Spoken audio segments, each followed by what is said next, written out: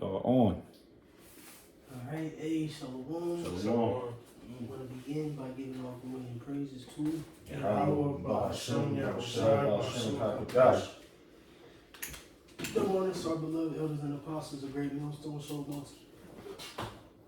It's like you to hopefully let and all the beloved Akim pushing this truth with sincerity. It's your brothers from the GMS Columbus, Ohio branch, coming back again with another Friday class sit down.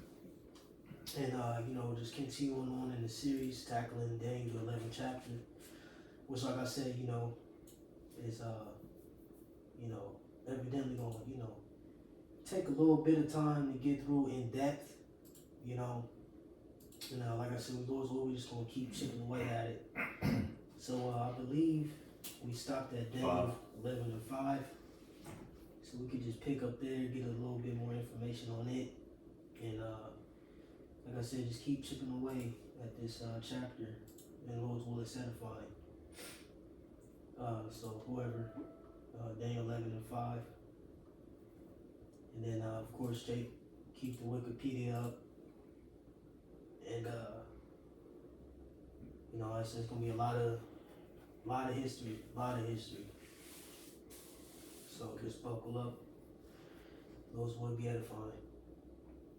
I got Daniel 11 and 5. You said read 5, right? Mm-hmm. It kind of says, and the king of the south shall be strong, and one of his princes, and he shall be strong above him, and have dominion.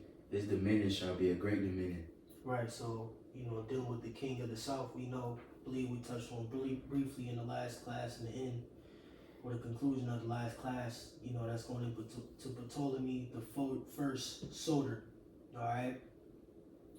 Which Lord's will, Jake could pick up Wikipedia on him real briefly. Ptolemy I Soter, Soter.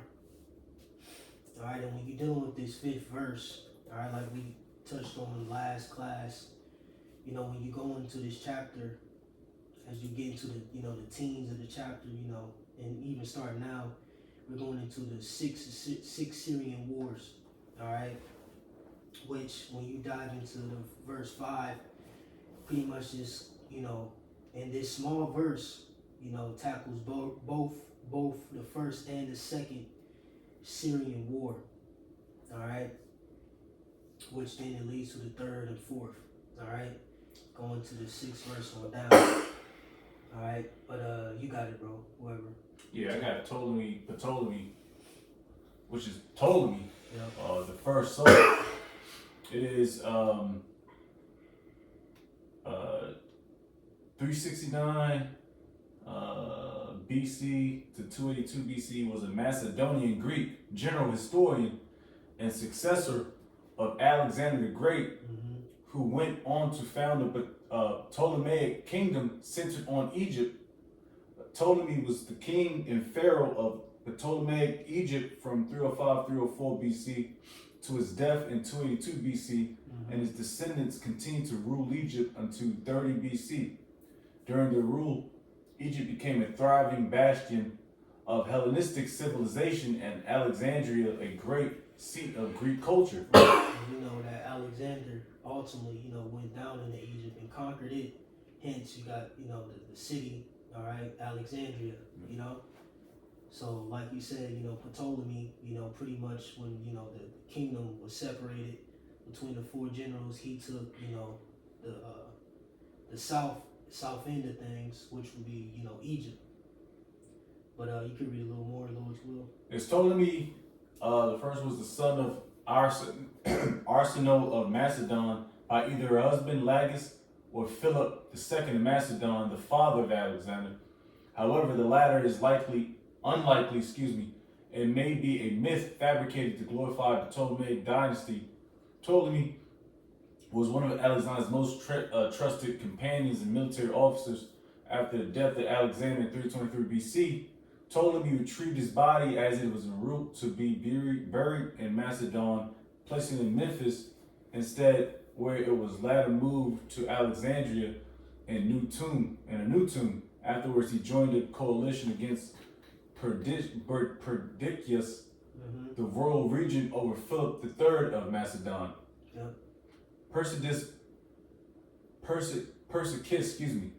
invaded Egypt but was assassinated by his own officers in 320 BC, allowing Ptolemy I to consolidate his control over the country after a series of wars between Alexander's successors.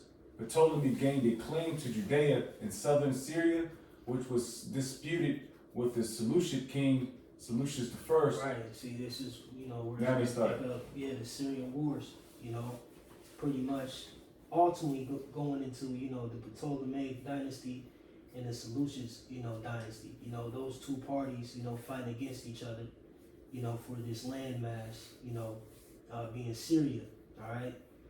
And like you said, Ptolemy gained and claimed to Judea in southern Syria, which was disputed with Seleucus king, Seleucus I. All right, and then that brings us to, like it says in verse 5, and one of his princes, and he shall be strong above him and have dominion. His dominion shall be a great dominion, right? Going into ultimately Seleucus I. All right, and then, you know, the latter half of that verse, his dominion shall be a great dominion, is after the Second Syrian War, which, you know, was I believe Seleucus' son, Antiochus, the first, won that one. All right, but you can read a little more on Ptolemy real quick, Right. and then let's get some backdrop on Seleucus first, Alright. Decatur as well, so we can get some of his history. Then we'll tap into the first Syrian War and get some of that. But you got it, bro. It says Judea and southern Syria, which was disputed with the Seleucid king, Seleucus I. He also took control of Cyprus and Cyrenaica, the latter of which was placed under the control of Ptolemy's stepson Magus.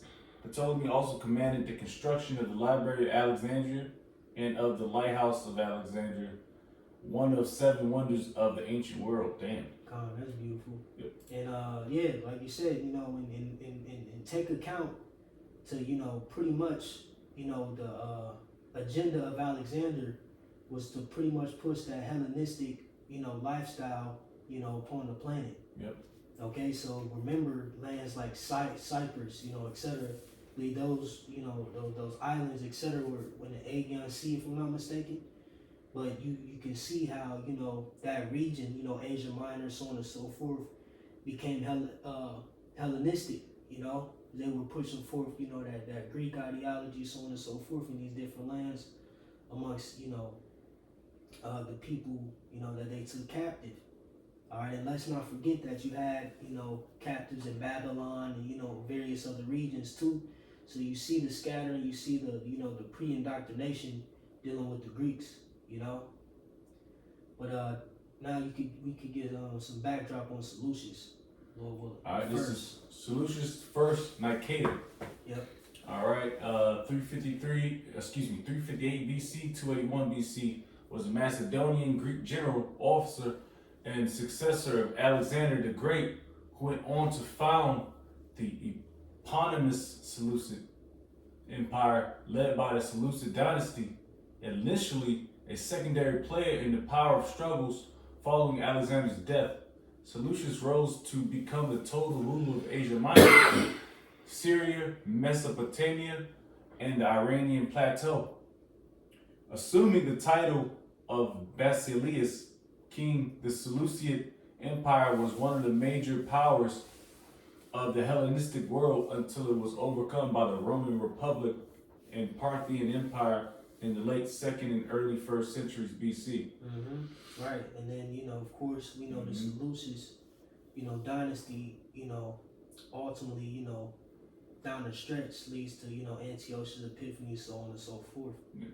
You know, but you can keep reading. It says, while serving under Alexander, Seleucus was commander of the High Pass Pistii, an elite Macedonian infantry unit. After the death of Alexander in June 323 BC, Seleucus initially supported Perdiccas, the regent of Alexander's empire, and was appointed commander of the Companions and Chiliarch at the partition of Babylon in 323 BC.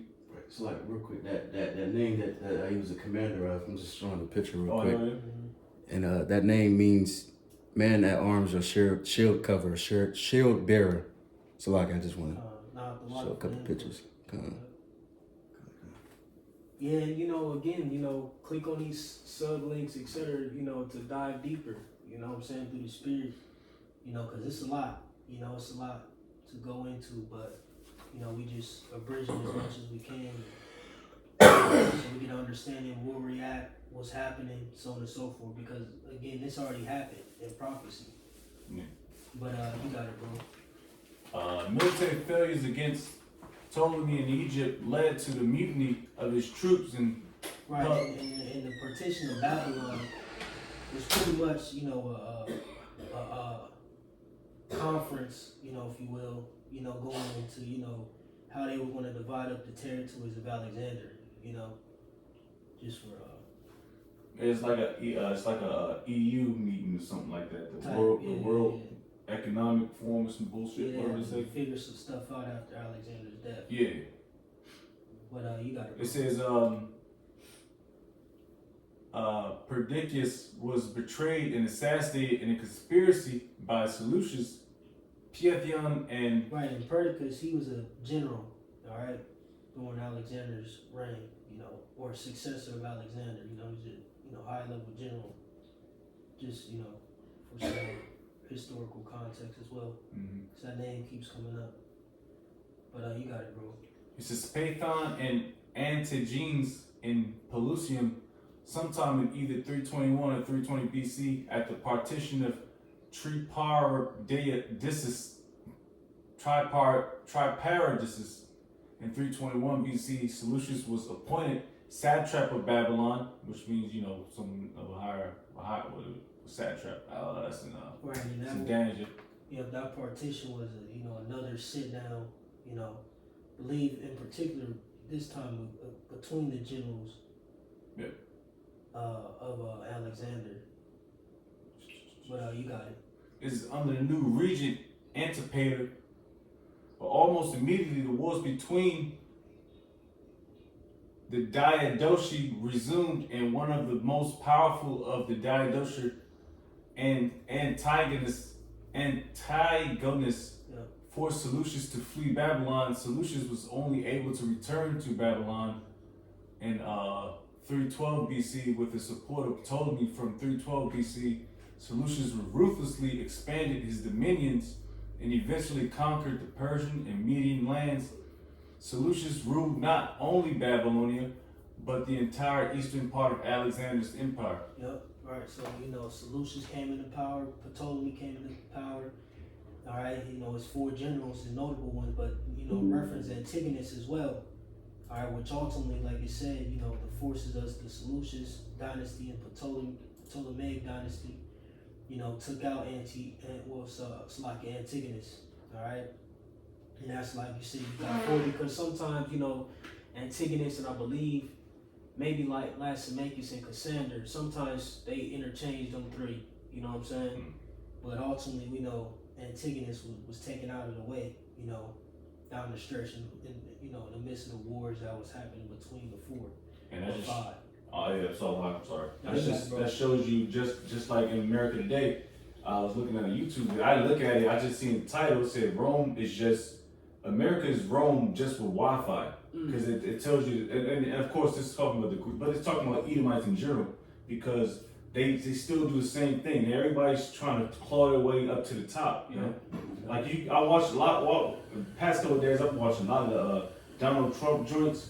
They got a lot of them going in the meetings, and everybody's like trying to kind of like. It's like they trying to steal their funk. Man, I'm looking at the SecDef. It's like he's like clawing, just ready to like pounce the talk. And so I know niggas like that. They just want to sit there and I just want to talk all day long, man. So this is the common day of what the Greeks and Romans or the modern day Edomites, man. It's that same spirit. Same spirit. Which in the last days. Oh man, that's the spirit, because I was gonna say. Because everybody was like hopping on DJ Trump's ride, man.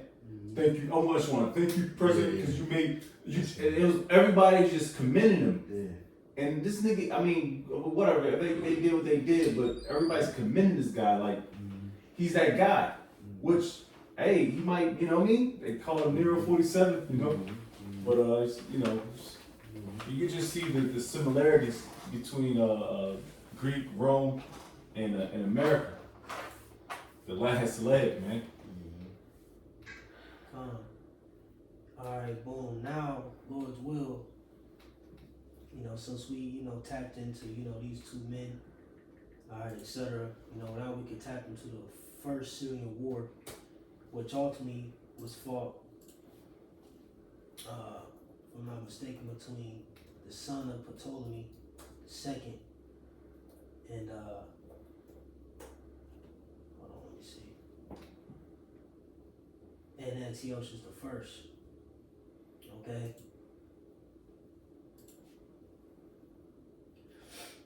So, Lord's will, we can just look up the first Syrian war.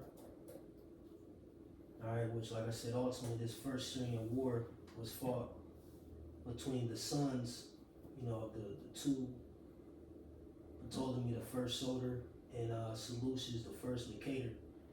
Alright, like I said, because and one of his princes, he shall be strong above him and have dominion. His dominion shall be a great dominion. Right, going into, like I said, ultimately the second Syrian war, when the Seleucid Empire, you know, triumphed in that battle. But let's get some background on the first Syrian war, Lord's will. All right.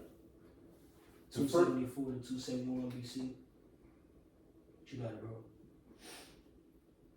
The first Syrian War, 276-271 BCE, was a conflict between the Ptolemaic Kingdom of Egypt and the Seleucid Empire, primarily over control of the southern Syria and surrounding territories. Mm-hmm. Can you get in that wiki?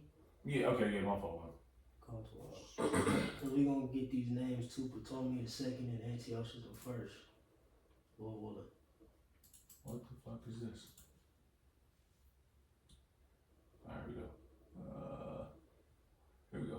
The Syrian Wars were a series of 6 wars between the Seleucid Empire and the Ptolemaic Kingdom of Egypt, successor states to Alexander the Great's empire during the 3rd, 2nd centuries BC over the region, then called Soil in Syria, one of the Koel, one of the few avenues into Egypt.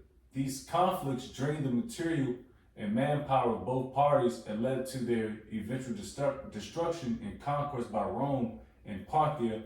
They are briefly mentioned in the biblical books of the Maccabees. Mm-hmm. Now we could get the first Syrian war. That's what I was it, because it was there. Oh, here we go. I got you. Yeah, just gotta jump down. You got you. See, you said. First Syrian War was 274 to 271 BC. A decade into his rule, Ptolemy II faced Antiochus I, the Seleucid king who was trying to expand his empire's holdings in Syria and Anatolia. Ptolemy proved to be a forceful ruler and skilled general. In addition, his recent marriage to his court wise sister Arsinoe II of Egypt had stabilized the volatile Egyptian court, allowing Ptolemy to successfully carry out the campaign. Alright, calm. So boom, you know, just some context on the first Syrian war.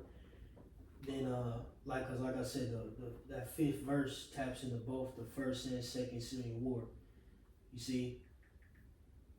So real quick, can we get some info on Ptolemy II, Philadelphus, on the Wikipedia? And if another brother could pop up Antiochus the First, I think he's soldier as well, if I'm not mistaken.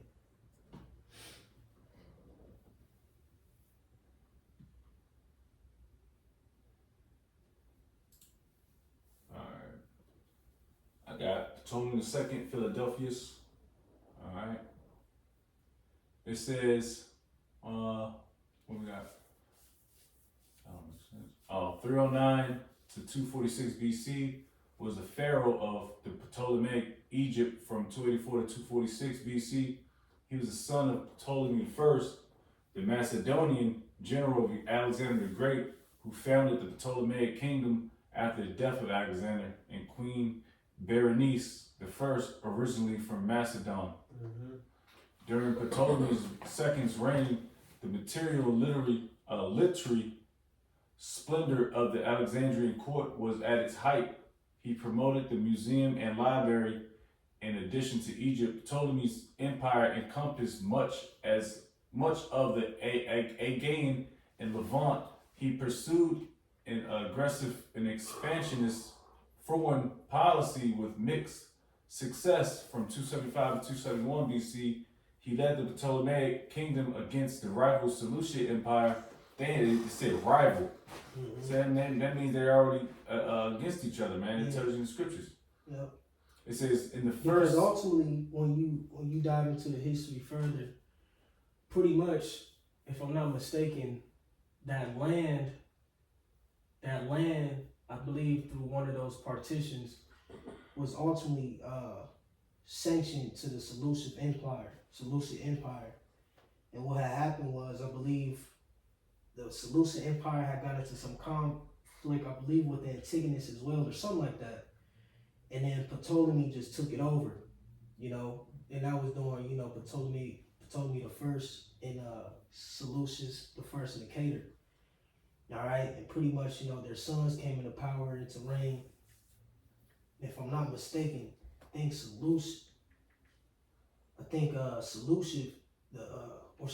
Antiochus the first Soter, him knowing that history, he like, man, nah, we need this back. Pretty much that's what sparked the first Syrian war. But you got it, bro. He pursued an aggressive and expansionist foreign policy with mixed success. From 275 to 271 BC. He led to the Ptolemaic kingdom against the rival Seleucid Empire in the First Syrian War, and extended Ptolemaic power into Cilicia and Caria, but lost control of Cyrenaica after the defection of his half-brother Magus in the Cremonian War of 267-261 BC. Ptolemy confronted Antigonid Macedonia for control of the Aegean and suffered serious setbacks. This was followed by a second Syrian War of 260-253 against the Seleucid Empire, in which many of the gains from the first war were lost. Right. So just some history on him. Now we could grab some history on Antiochus the first Soter. I got this Antiochus the first Soter. So Antiochus the first Soter was a Greek king of the Seleucid Empire. Antiochus succeeded his father Seleucus Nicator in 281 BC and reigned during a period of instability, which he mostly overcame until his death on the 2nd of June 261 BC. He's the last known ruler of the attributed the ancient Mesopotamian title King of the Universe.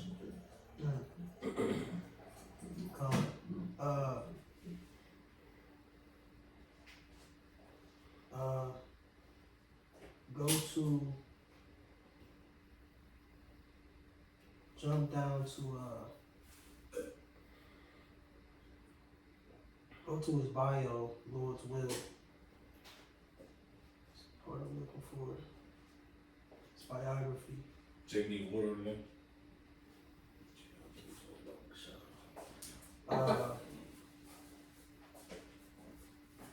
Can you jump to paragraph 4, talking about the assassination? So biography going to one that's on the assassination, it says, on the assassination of his father in 281 BC, the task of holding together the empire was a formidable one. A revolt in Syria broke out almost immediately. Antiochus was soon compelled to make peace with his father's murderer. To make peace with his father's murderer, Ptolemy Carunos, apparently abandoning Macedonia and Thrace. And in Anatolia, he was unable to reduce Bithynia, or the Persian dynasties that ruled in Cappadocia. In 278 BC, the Gauls broke into Anatolia, and a victory that Antiochus won over these Gauls by using Indian war elephants, 275 BC, is said to have been the origin of his title of Soter, Greek for savior. At the end of 275 BC, the question of the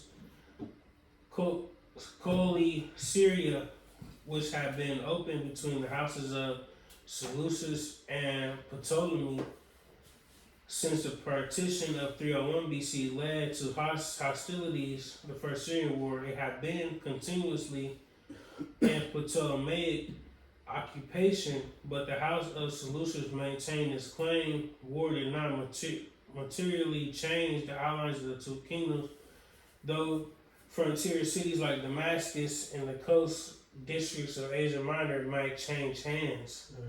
Right, so, pretty much in a nutshell, you had Antiochus the first, all right, and the Ptolemy, or, Ptolemy the second, which ultimately Antiochus the first, wanted to expand, the lands that he already had, in his father's name, okay, and, pretty much he was over that land, Syria, okay, and Antiochus invaded, I believe, Ptolemy first, all right, in the First Syrian War, okay, and I believe it didn't go initially as he had planned, and he lost. Alright, but then, like it says in the latter part of that 5th verse, and have dominion, his dominion shall be a great dominion. Because ultimately in the Second Syrian War, he won. Okay? Can Jake get that? The Second Syrian War, Lord's will? Yeah. That's when he gained his great dominion.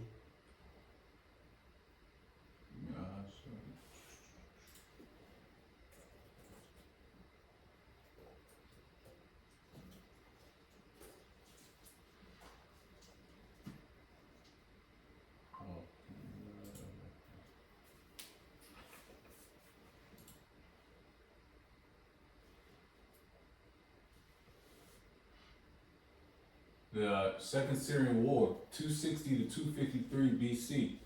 Antiochus II succeeded his father in 261 BC and thus began a new war for Syria. He reached an agreement with current Antigonid king in Macedon, Antigonus, I can't even pronounce the goddamn name, Antigonus II Gonatus, who was also interested in pushing Ptolemy II out of Agon with the Macedon support. Antiochus II launched an attack on Ptolemaic outposts in Asia. Most of the information about the Second Syrian War has been lost. It is clear that Antigonus' fleet defeated Ptolemy at the Battle of Kos in 261, diminishing Ptolemaic naval power. Ptolemy appears to have lost ground in Cilicia, Pamphylia, and Ionia, while Antiochus regained Miletus and Ephesus. Macedon's involvement in the war ceased when Antigonus became preoccupied by the rebellion of Corinth and Chalcis in 253 BC, possibly instigated by Ptolemy, as well as an increase in enemy activity along Macedon's northern frontier. Right, so pretty much at this point, you had Antiochus II, the son of Antiochus I Soter, who came up into power, and I believe he fought against also Ptolemy II, Philadelphus, in that Second Syrian War. Alright, and through him, Antiochus II Theos we could get some history on him, you know, they had won that second Syrian war. You know, and like I said, that's how, you know, the Seleucid name or the Seleucid dynasty, you know, ultimately gained control and had a great dominion after that second Syrian war. All right, Jay could pull him up. Antiochus the second Theos real quick. Mm-hmm.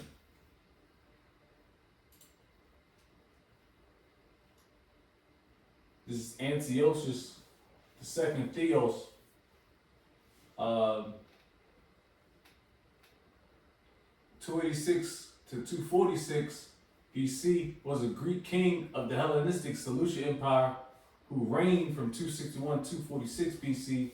He succeeded his father Antiochus I Soter in the winter of 262 to 61. He was the younger son of Antiochus I and Princess Stratonice, the daughter of Demetrius Polycritus.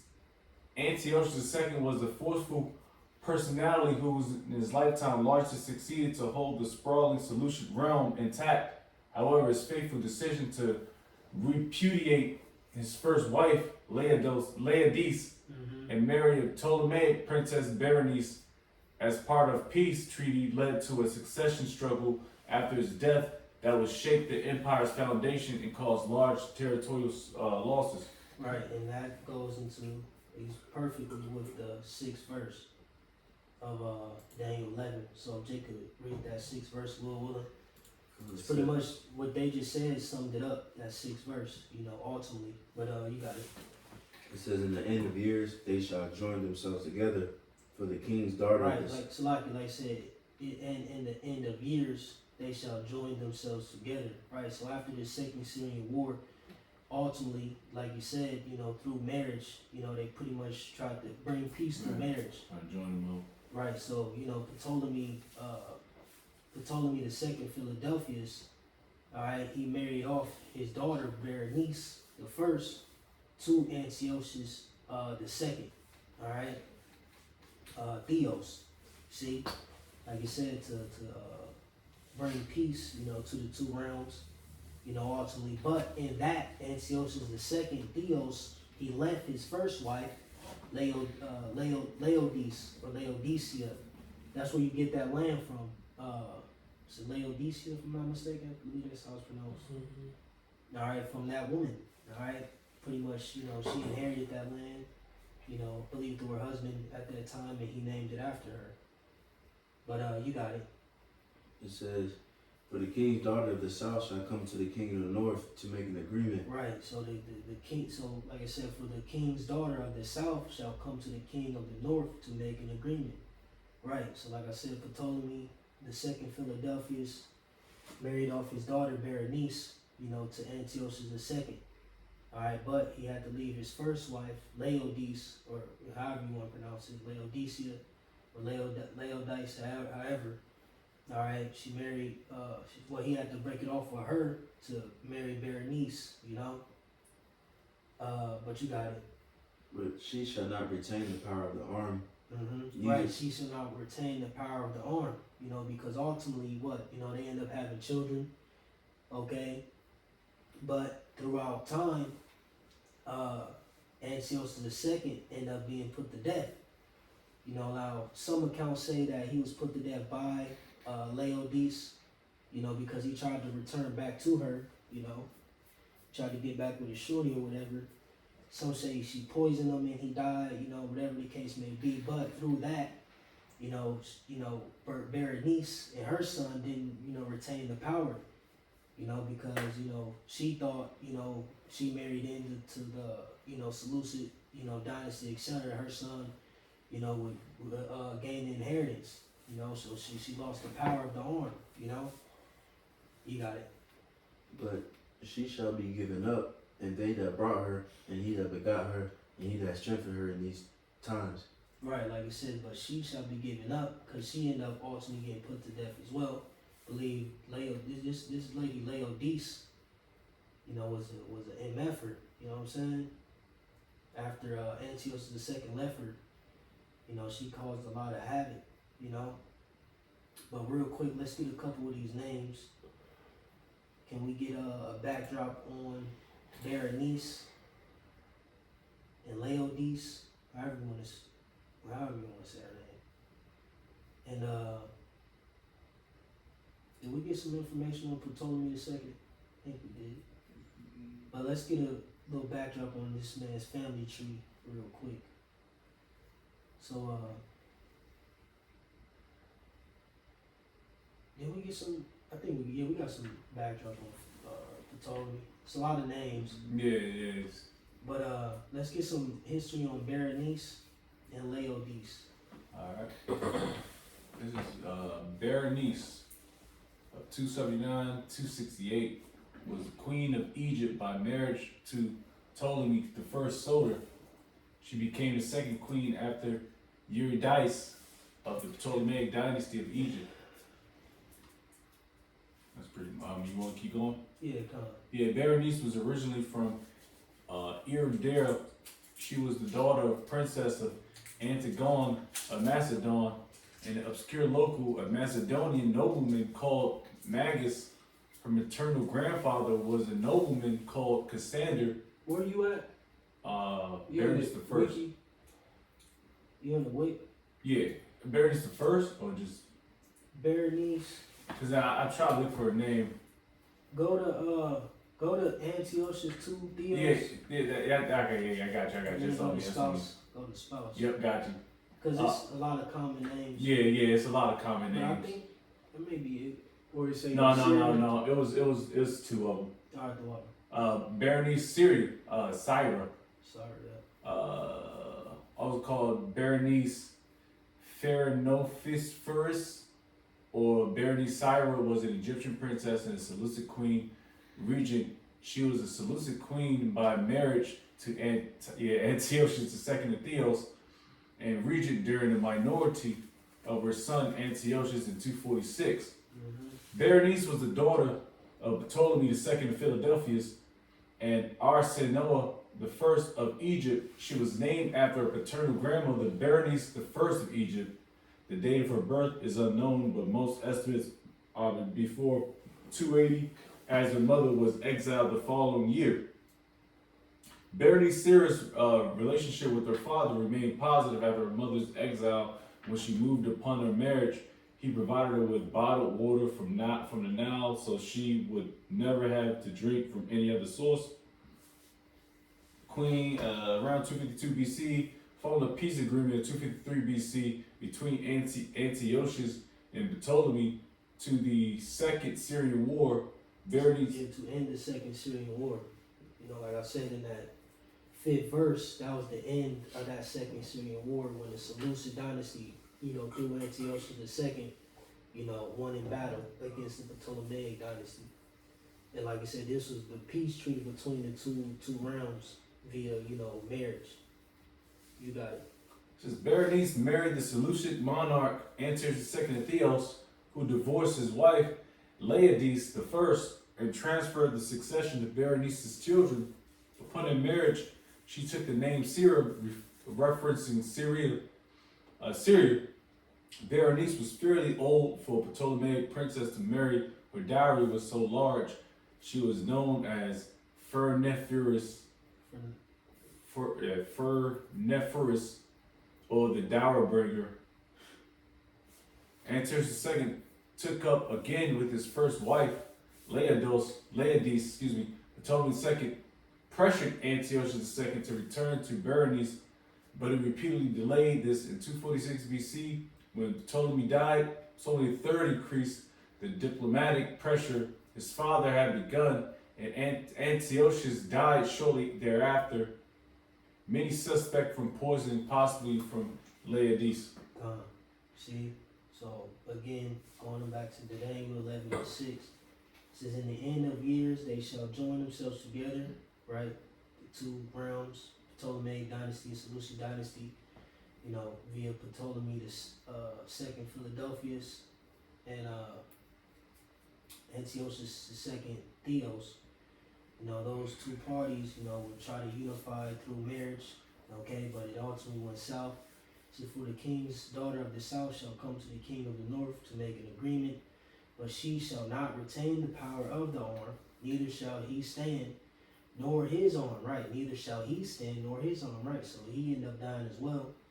But she shall be given up, and they that brought her, and he that begat her, right? That he that begat her was her father, Ptolemy, Philadelphus. He ended up dying. Ptolemy the second ended up dying. It says, and he that strengthened her in these times, right? So, the whole, thing with the shits ultimately, coming together, so on and so forth. Okay? Now, real quick, you just read something on Laodice, real quick. Just read up on her real quick, then that's going to lead into the 7th verse dealing with Ptolemy the third, the brother of Berenice. I got it. So Laodice, the first, says, was a Greek noblewoman of Anatolia who was a close relative of the early Seleucid dynasty and was the first wife of the Seleucid Greek king Antiochus II Theos. Mm-hmm. That's it. I got.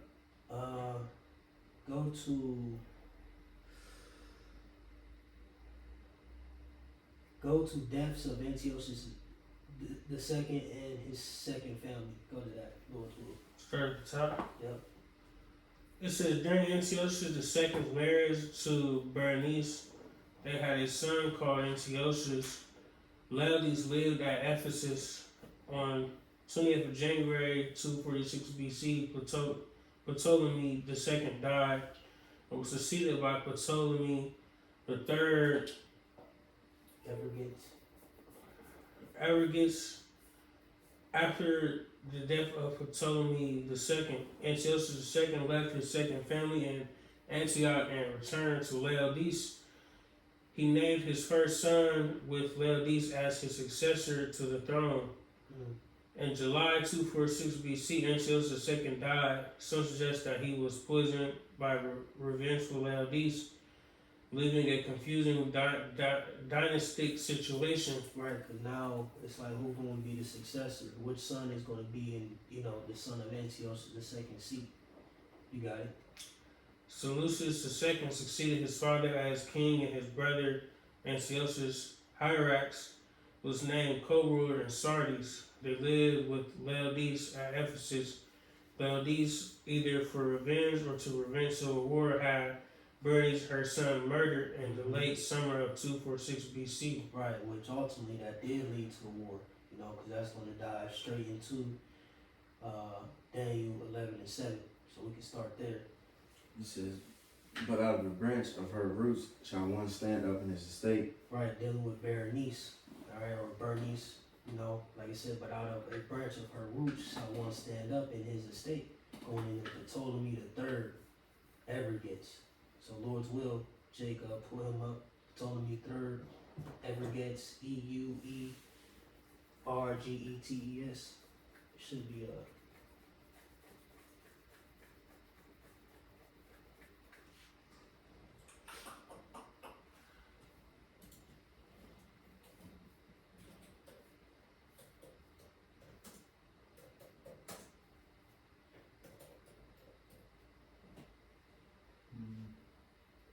See, who's his name?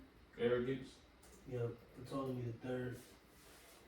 Yeah, see, I gotta go on Google and then find it. See, that shit ain't never pop up.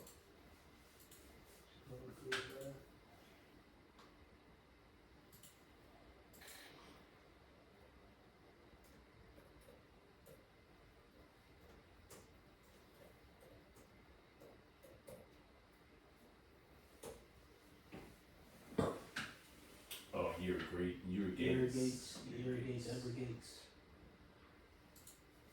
Alright, I got Ptolemy the third, Euergetes. 280 to 222 BC was the third pharaoh of the Ptolemaic dynasty in Egypt from 246 to 222 BC. Ptolemaic kingdom has reached the height of its military and economic power during his kingship, as initiated by his father Ptolemy II of Philadelphus. You got it. Ptolemy III was the eldest son of Ptolemy II and Arsinoe the first, when Ptolemy III was young, his mother was disgraced. He was removed from the succession. He was restored as heir to the throne in the late 250s BC and succeeded his father as king without issue in 246 BC. On his succession, Ptolemy III married Berenice II, reigning queen of Cyrenaica, thereby bringing her territory into Ptolemaic realm. In the Third Syrian War, 246-241 BC, Ptolemy III invaded the Seleucid Empire and won a near total victory, but was forced to abandon the campaign as a result of an uprising in Egypt in the aftermath of this rebellion. Ptolemy forged. Right, Salaki, and that's pretty much what happened.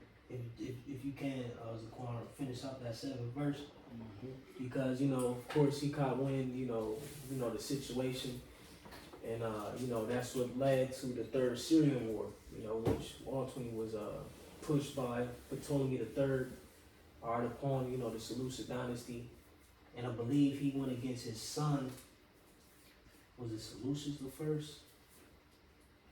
He went against, or was it Seleucus the second? Yep. He went against Seleucus the second in that Third Syrian War. And then if we can pull that up as well, the Third Syrian War, but you can finish that out. It says, verse 7, right? Yep. It says, but of the branch of her roots shall one stand up in his estate, which shall come with an army, and shall enter into the fortress of the king of the north, and shall deal against him, and shall prevail. Right, and like you said, he won, And you can read it as well, too.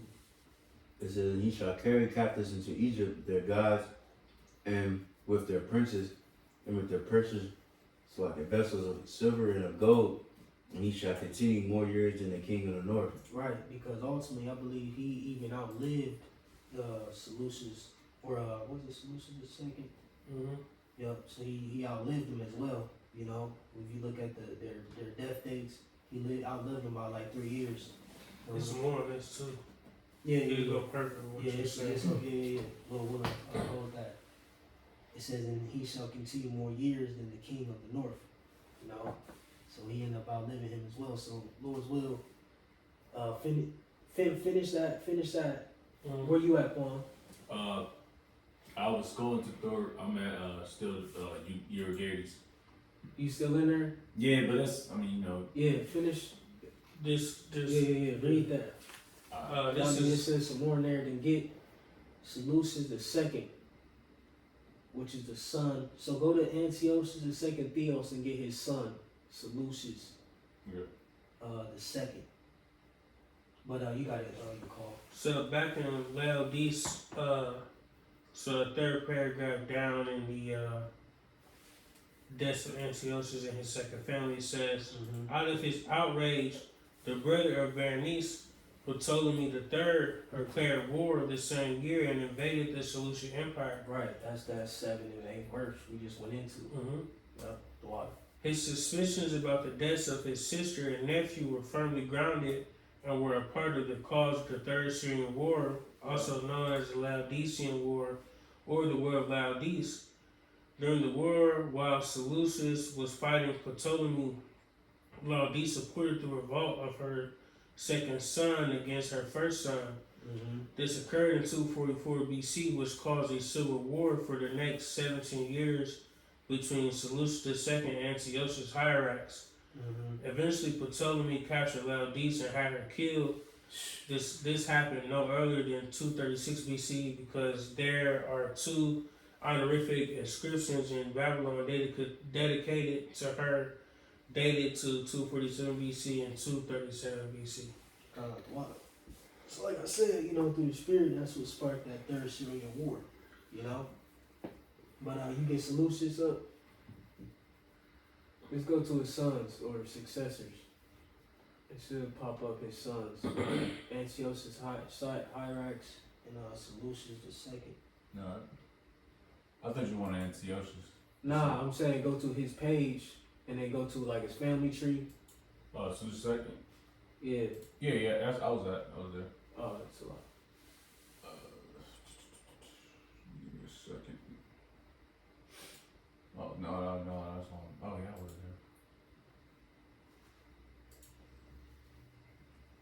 there. Yeah. All right, who you want? You can start at the top. No, I'm asking who you want. Seleucus. Why the fuck you keep popping? Nah, you could go to Antiochus. I'm saying just go to his family tree. It should just pop right up. That's what I'm saying. I'm trying to find it. Yeah. You call got it. It's good. Go ahead, come. Seleucus II Callinicus Pogon, it says, was a ruler of the Hellenistic Seleucid Empire who reigned from 246 BC to 225 BC. So ultimately, he ended up being the son who, reigned upon the throne of his father, Antiochus II, Theos. You got it. It says, faced with multiple enemies on various fronts and not always successful militarily, his reign was a time of great turmoil and fragmentation of the Seleucid Empire before his eventual restoration under his second son and eventual successor, Antiochus III. Keep going. Go to defeat in the Third Syrian War. Start at the top. Oh, for sure. Says Seleucus managed to maintain himself in the interior of Asia Minor and made arrangements to shore up his power there. One of his sisters married Mithridates II of Pontus. Another married Arethes III of Cappadocia, and he married his aunt Laodice II, by whom he had 5 children, including Antiochus, Seleucus III, Cyrannus, and Antiochus III the Great.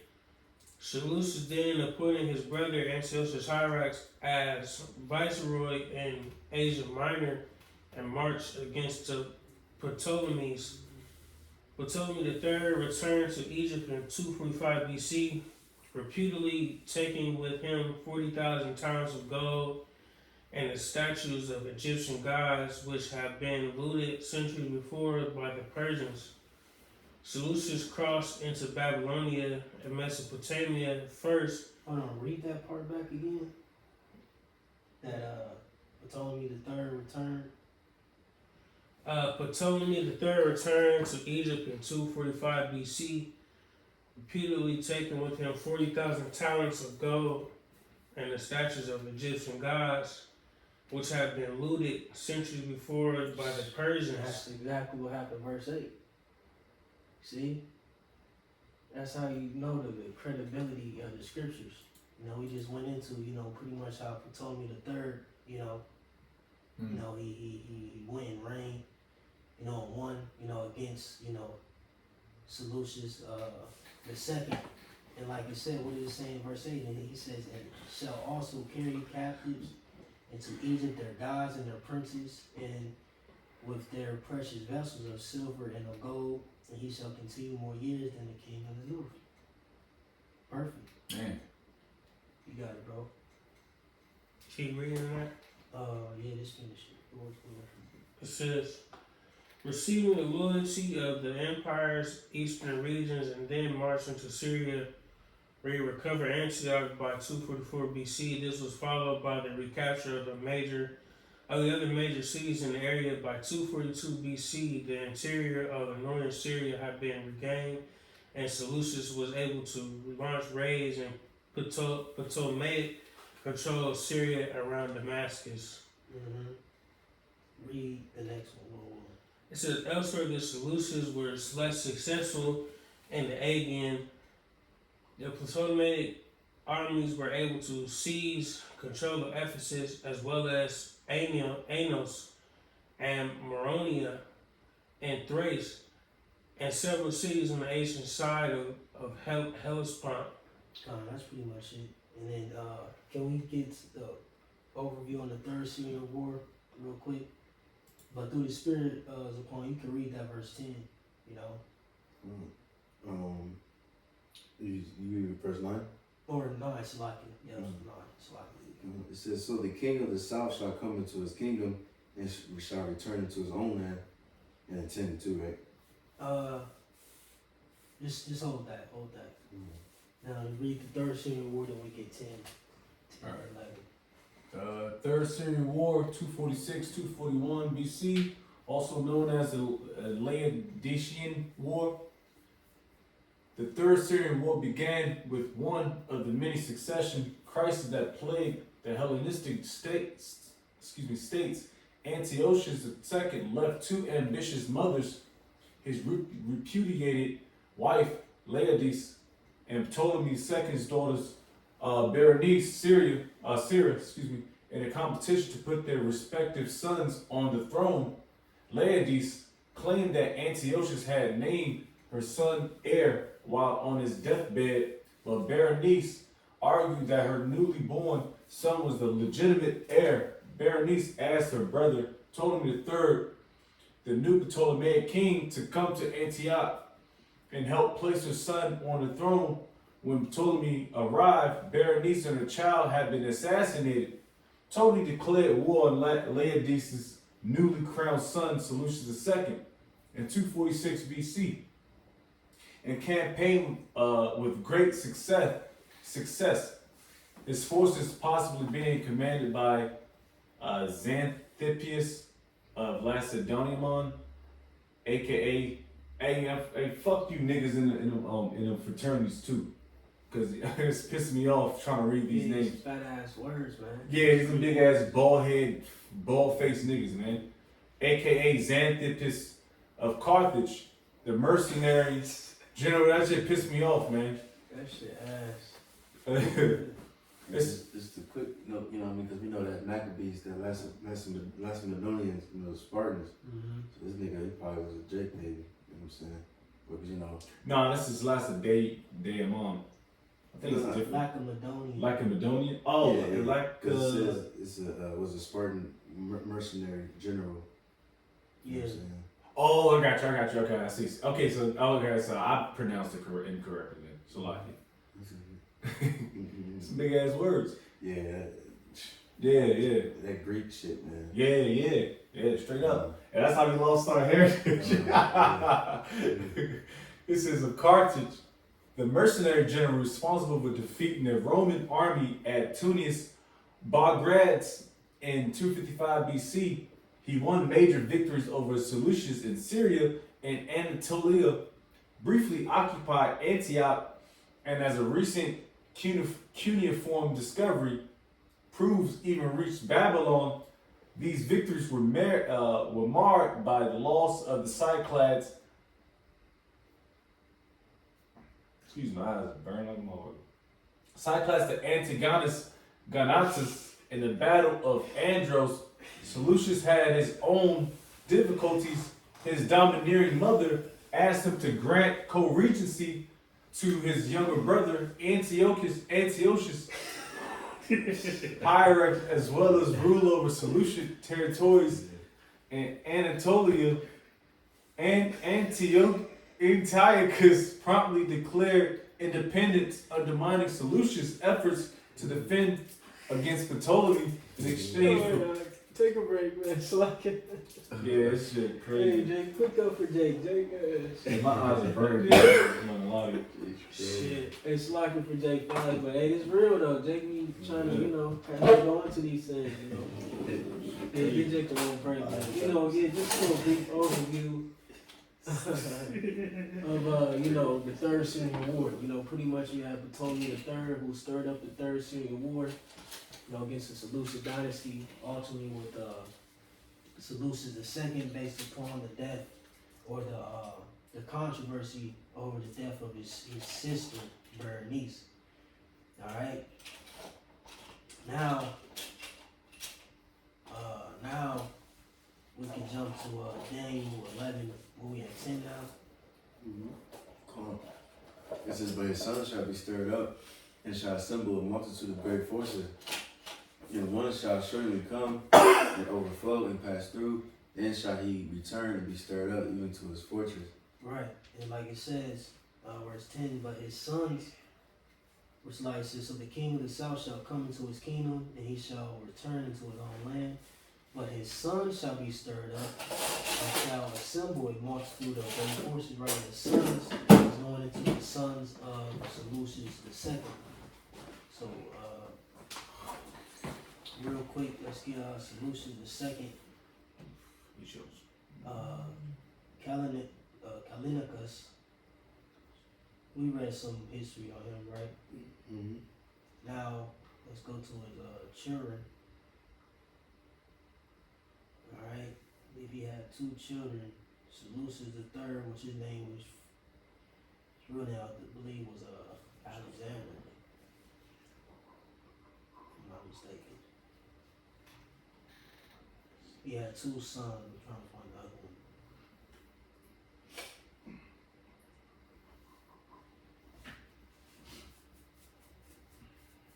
I think it was Antiochus the third. Mm-hmm. Yup. You got it. Which one you want? Both sons. Yeah, which one? Oh, real quick, let me just read this last part of Seleucus II. It says, his reign was a time of great turmoil and fragmentation for the Seleucid Empire before its eventual restoration under his second son and it says eventual successor Antiochus III. Right. But like you said, he had a successor before him, which was Seleucus III. Alright, and then I believe he died. I think he reigned for a short time, then he died, then his brother Antiochus III the Great came in his stead. But you got it, brother. Seleucus the third. Yeah. So Seleucus the third, Cyrannus, later also known as Soter, was the eldest son of Seleucus the second, Callinicus, and Laodice the second, and for a few years between 226 or 225 and 223 BCE, king of the Seleucid Empire. His epithets mean thunderbolt and savior, while his birth name was Alexander. In 225 BCE, following the death of his father, Seleucus II. Right, so like, Seleucus, Ptolemy, Antiochus, them is like throne names, just for reference, like, you know what I'm saying? So, they got common names. Yeah, of course. Dang. It says who succumbed to injuries from a fall from his horse, Seleucus III succeeded him as king of the Seleucid Empire. In 223 BCE, he was assassinated in Asia Minor by courtiers during a campaign against Attalus of Pergamon. His brother Antiochus subsequently ascended the throne. Antiochus III. And then we could jump to him.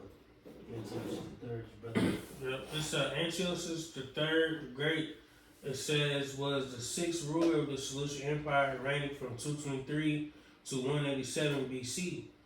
He ruled over the region of Syria and large parts of the rest of West Asia towards the end of the 3rd century BC. Real quick, Salakia. I was just thinking, like, so you know how, like you said, Antiochus, like the names, right? They got common names. So you think like throne names, right? Like, so you think like today, like you got President Trump, President Obama, like that's like Antiochus would be like as the name, like president. Right. You know what I'm saying? Down Like there, yeah. Kind. Or like Caesar, pretty much. Yeah, like so. Yeah, it's all yeah. That's why when we trying to get these names going, man, it's hard to. They should have the joint, like the Facebook joint, when they kind of pronounce the name, like like Shaniqua, they got the joint, you know what I mean? A little mic on it. Yeah.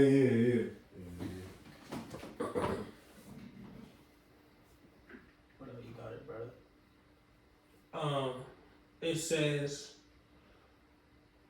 he ruled over the region of Syria and large parts of the rest of West Asia towards the end of the 3rd century BC, rising to the throne at the age of 18 in June 223 BC. His early campaigns against the Ptolemaic kingdom were unsuccessful, but in the following years, Antiochus gained several military victories and substantially expanded the empire's territory.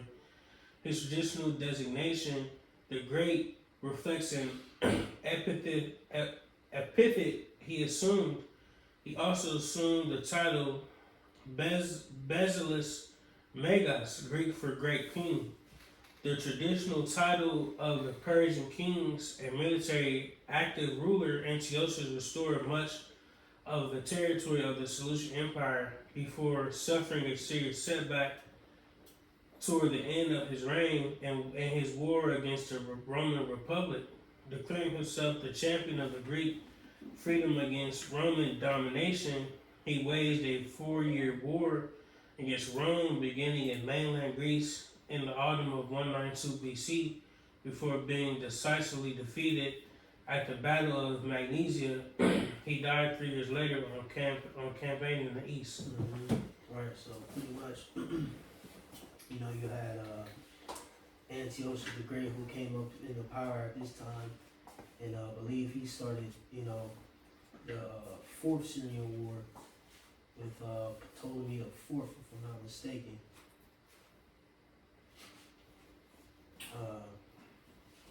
Because like it says in that Daniel 11, where we had 10, it says, but his sons, which like we went into Seleucus the third and Antiochus the third the Great, and shall assemble a multitude of great forces, and one shall certainly come, right? Like I said, one shall certainly come, which will be Antiochus the third, and overflow and pass through. Then shall he return and be stirred up even to his fortress. It says, verse 11, and the king of the south shall be moved with choler, which I believe going in Ptolemy the fourth. Jacob, look him up. And shall come forth and fight with him, even with the king of the north. And he shall set forth a great multitude, but the multitude shall be given into his hand. Right, because ultimately Ptolemy the fourth, you know, wins in that Fourth Syrian War. So cue up some history on Ptolemy the fourth. Yes, in the sir. Fourth Syrian War. All right. Ptolemy the Fourth, Philopator. All right. It says his name is lover of his father. 244 to 204 BC was the fourth pharaoh of Ptolemaic Egypt from 221 to 204 BC. Ptolemy the Fourth was the son of Ptolemy the Third and Berenice II. His succession to the throne was accompanied by a wide-ranging purge of the Ptolemaic royal family, which left control of the realm's government largely in the hands of his courtiers, Sosibius and Agathocles.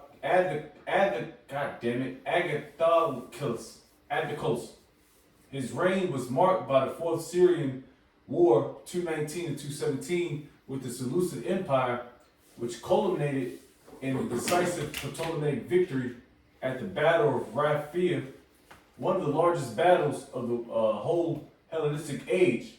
In the final years of his rule, control over the southern portion of the country was lost to the rebel pharaoh Hugo. Ptolemy IV died in mysterious circumstances in 204 BC and was succeeded by his young son Ptolemy V, Epiphanes, under the regency of Sosibius and Agathocles. In ancient sources, Ptolemy IV was criticized for being more interested in luxury and court ceremony than government politics and foreign relations. The decline, oh man, this is hard. Right, see, that's why he was moved with choler against who was that, Antiochus the Great, the third, you know, because he was like, I'm trying to chill, enjoy his riches, and you know, get these trade. bitches, riches and bitches. Yeah, you know, so he was a calm guy. So when, you know, he kept getting poked, he like, all right, bet. You know, you said he moved with choler or bitterness. You know, he fought against him in that Fourth Syrian War and he won.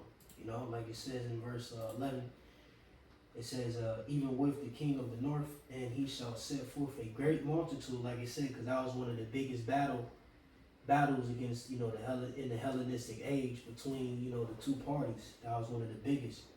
But the multitude shall be given into his hand, right? So he ultimately won that war, you know.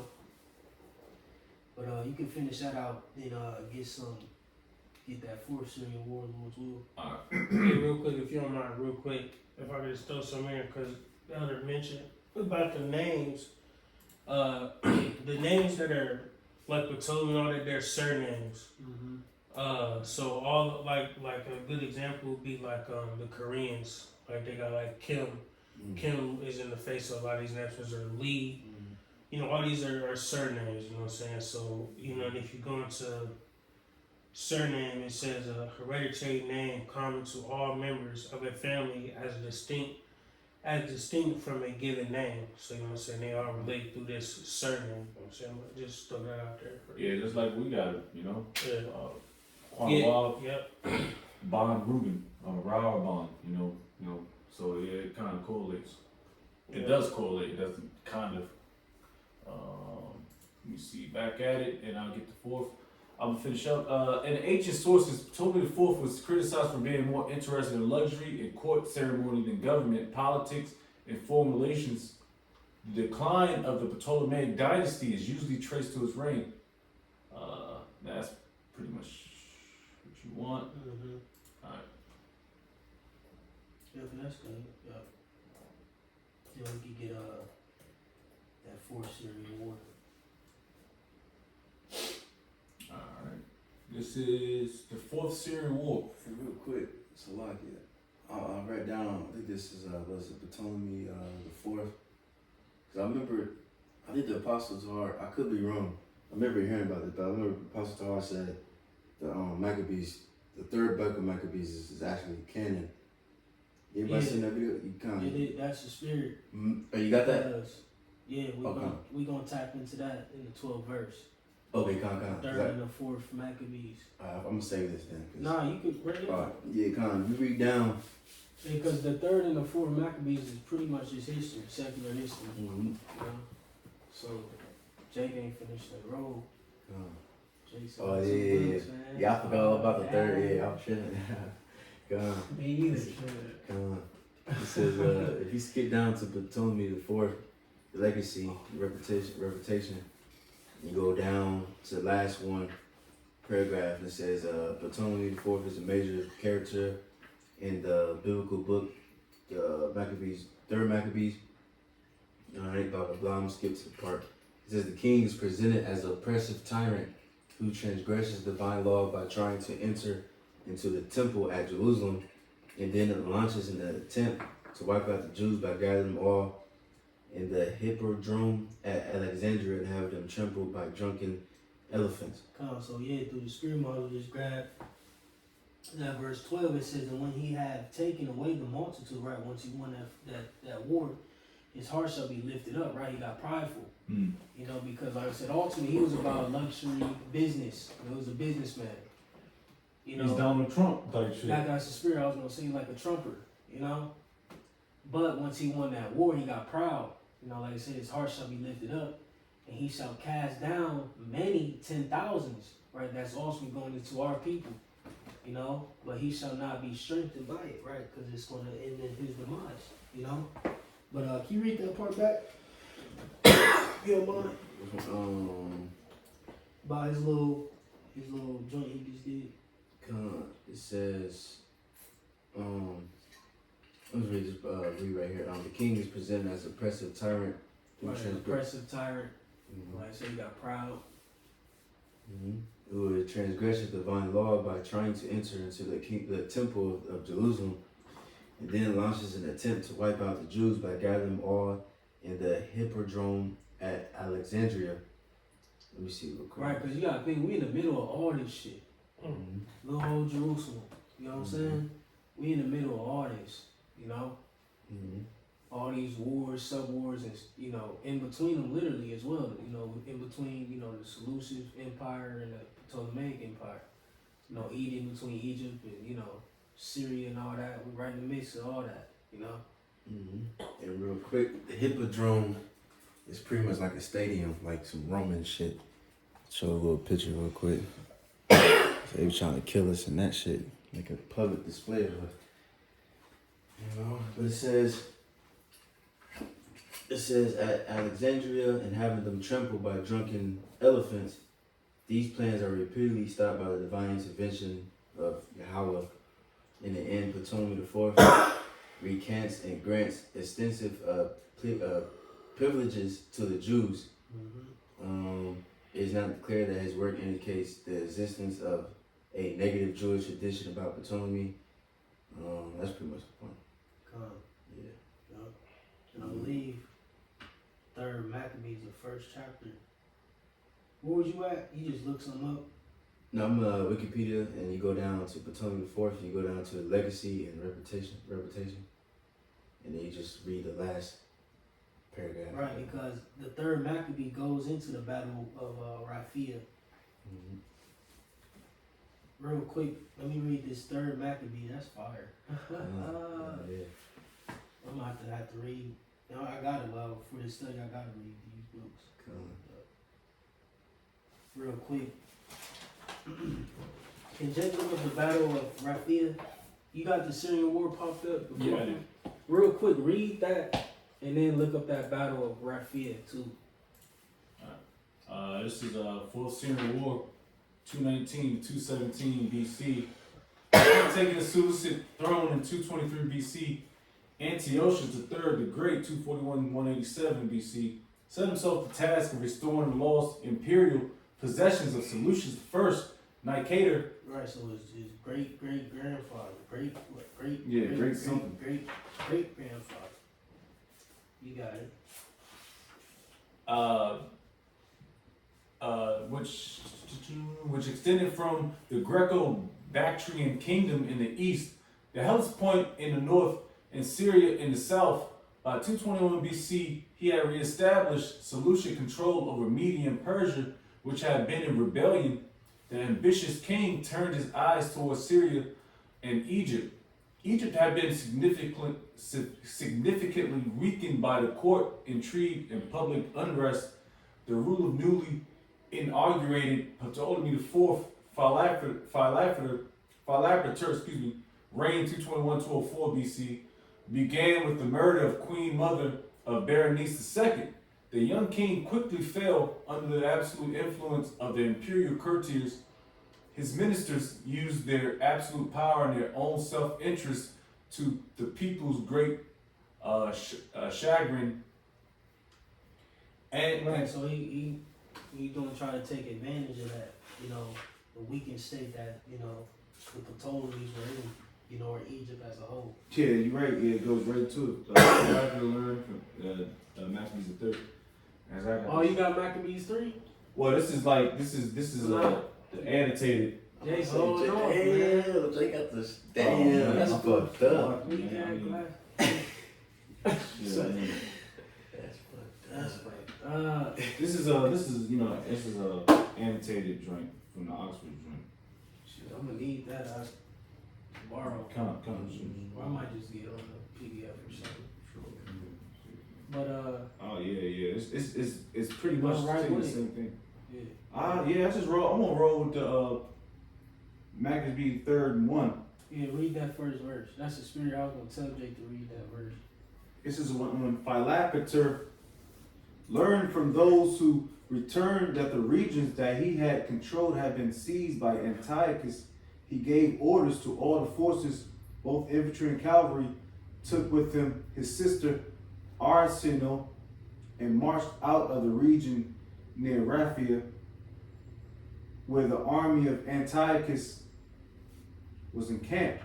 But a certain Theodotus, determined to carry out the plot he had devised, took with him the best of the Ptolemaic arms that had been previously issued to him, and crossed over by night to the tent of Ptolemy, intending single-handed to kill him and thereby end the war. But Dositheus, known as the son of Dremulus, a Jew by birth who later changed his religion, and apostatized, what the fuck? Apostatized from the ancestral traditions, had led the king So away. he was a sellout. Yeah, straight up. Yeah. Yeah, I mean, man, I ain't even gonna go that far with that, man.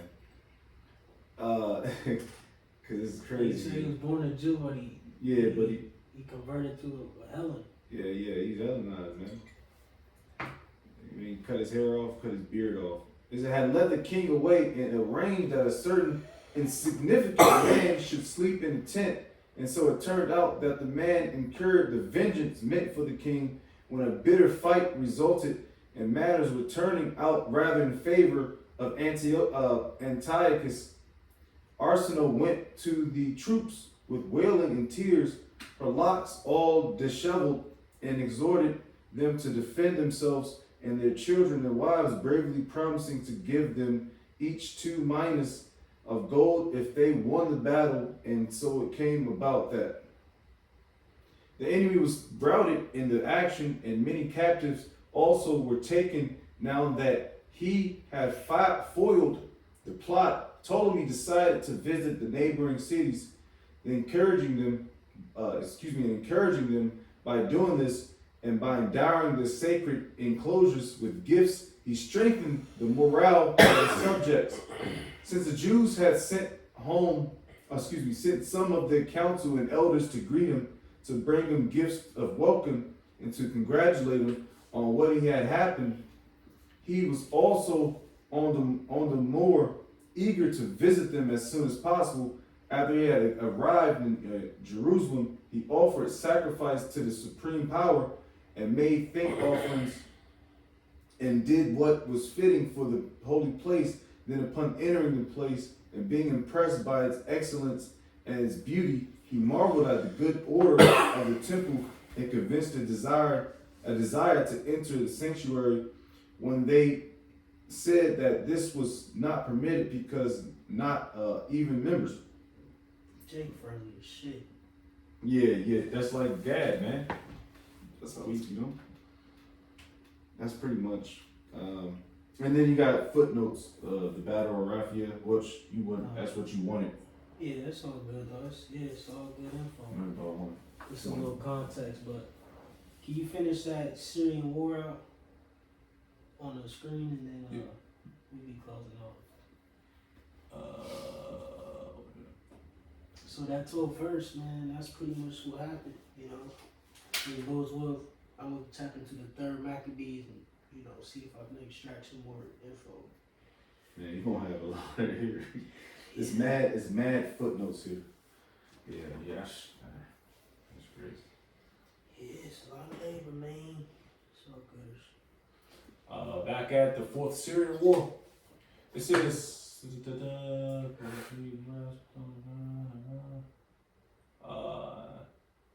back at it, Antiochus sought to take advantage of this chaotic situation. After an invasion in 221 BC failed to launch, he finally began the 4th Syrian War. In 219 BC, he recaptured Seleucia, Pyrrha, as well as the cities in Phoenicia, amongst them Tyre, rather than promptly invading Egypt. Antiochus waited in Phoenicia. Right, so if you know where them 2 land masses at, he was like edging his way to try to, you know what I'm saying? He was edging towards Egypt. Like you said, rather than promptly invading Egypt. Phoenicia, Tyre, he going down that route. It's a setup shot. Yep. You got it, bro. It says for over a year consolidating his new territories and listening to diplomatic proposals from the Ptolemaic kingdom. Meanwhile, Ptolemy's minister Sasabius began recruiting and training an army. He recruited not only from the local Greek population, as Hellenistic armies generally were, but also from the native Egyptians, enrolling at least 30,000 natives as phalangites, which phalangites was an infantry formation. Okay, so pretty much infantry. This innovation paid off, but it would eventually have dire consequences for Ptolemaic stability, Ptolemaic stability. In the summer of 217 BC, the Ptolemy engaged and defeated the long-delayed Antiochus in the Battle of Raphia, the largest battle since the Battle of Ipsus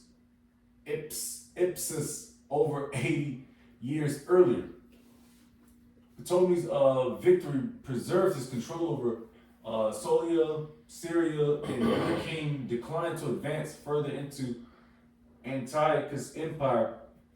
Even if he takes Seleucia, period, the Ptolemaic kingdom would continue to weaken over the following years, suffering from economic problems and rebellion. Right, because, once the native Egyptians, because they were in that war as well, they start to, get that pride back. You know what I'm saying? That native pride. They start to realize, damn, this is Edomite ruling over us, and we fighting his army. So a lot of rebellions, start to spring forth, and they like, shit, we need to get our shit back, But you got it, bro. It says Ptolemy's victory preserved his control over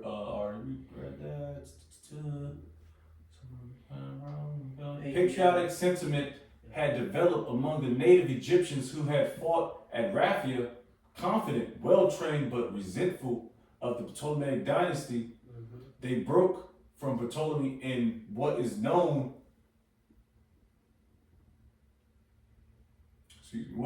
as the Egyptian Revolt.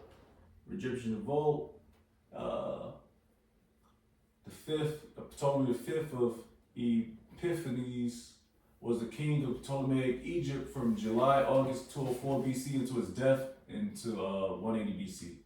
That's the Egyptian Revolt. Right. Establishing. So under him, the Egyptian Revolt came. It says establishing their own kingdom in Upper Egypt, which the Ptolemies finally reconquered around 185 BC. That's it. And it goes into good. Yep.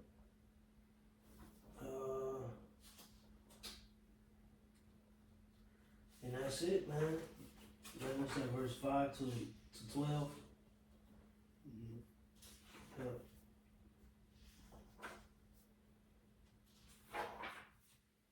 Yep. And should we? What time? Where we at? Oh, we well over like 130. Well over 130. I remember that. For real? Yeah, we was going crazy. 127. Alright. Sloppy. Yep, man. That's 5 through 12. So what are we picking up at 13? This went a whole year of this short. Sloppy, but we'll identify a lot, man, and it could be a lot more, man, but we're gonna end it off there. We're gonna give all glory and praises to Yahweh. Bahashim, Yahushai, Bahashim, Hakadash. Alright, the honor, sword of the beloved, elders and apostles of the great gospel. Shalom. Shalom, shalom.